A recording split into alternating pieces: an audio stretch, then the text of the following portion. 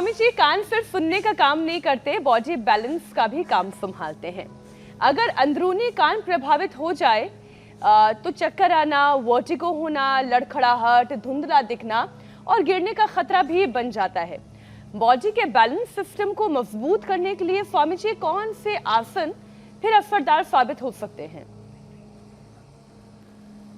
एक तो शीर्षासन, सर्वांगासन, हलासन और अनुलोम विलोम प्राणायाम, ये बड़ा उसमें महत्वपूर्ण होता है। अश्वगंधा और शतावर का प्रयोग करने से पूरी बॉडी की इम्यूनिटी भी और ब्रेन नर्वस सिस्टम का बैलेंस जिंदगी भर बना रहता है।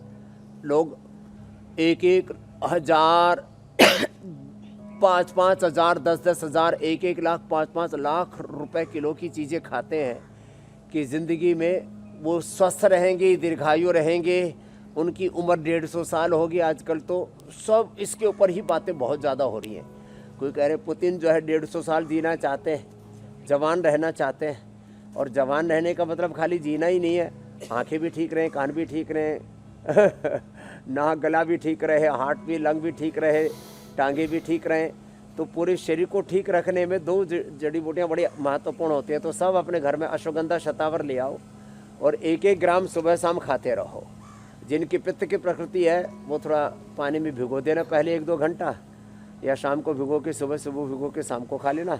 बाकी वात और कफ वालों को दिक्कत नहीं हो तो सीधा का सीधा ही खा सकते हैं। तो 100 साल तक आँख, नाक, कान, गला और पूरी इम्यूनिटी अच्छी रहेगी और ये सब बखेड़ा नहीं होगा जो आप बता रहे थे। स्वामी जी, एक इलाज तो आपने बताया नहीं जो बचपन में होता था, कहते थे कान खींचा जाए तो उससे कान भी ठीक रहता है।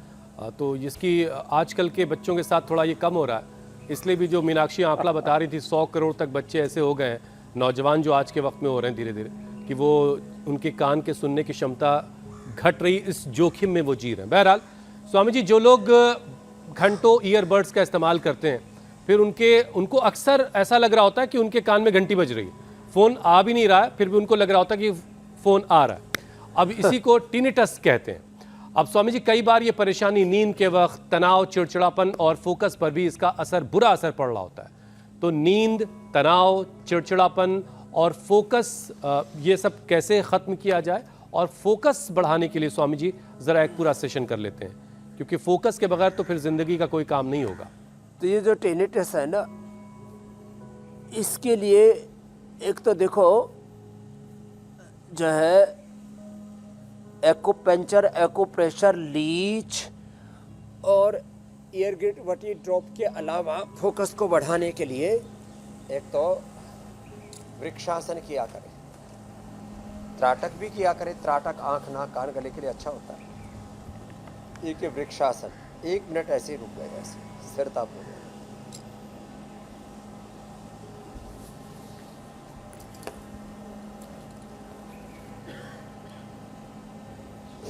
बिना हिले डुले, पूरी एकाग्रता के साथ ऐसे ये। थोड़ी देर में लोग लड़खड़ाने लगते हैं।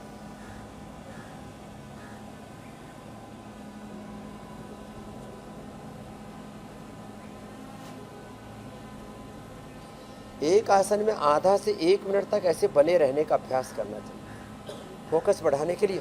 ये भी बड़ा अच्छा है, गरुड़ा आसन ऐसे। और लड़खड़ाए नहीं, डगमगाए नहीं, अविचलित मन से करना है। अविचलित तन, अविचलित मन, इसी को एकाग्रता में कहते हैं। एकाग्रता के साथ, स्थिरता के साथ।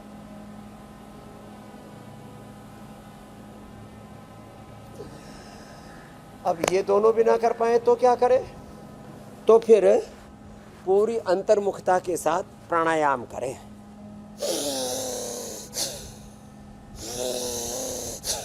तो 100 करोड़ से ज़्यादा लोग कान की बीमारी में, टेनिटिस में फंसे हुए, कान में पस आ रहा है, कान में जो है पर्दे में छेद है, सुनाई कम दे रहा है, आँखों से दिखाई कम दे रहा है, तो आई ग्रिट ड्रॉप और वटी दोनों ही, ये भी ज़रूरी है।